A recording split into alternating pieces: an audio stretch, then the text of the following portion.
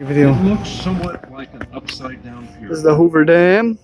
This massive arch gravity structure contains 3,250,000 cubic yards of concrete.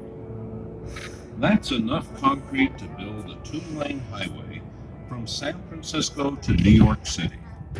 The thickness of the roadway is a mere 45 feet, but as the dam expands towards the base, it reaches 660 feet, nearly as thick as it is tall.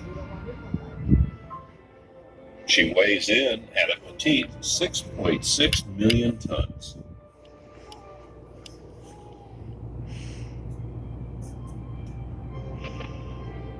Behind the dam, you can see Lake Mead, the largest man-made reservoir in the United States.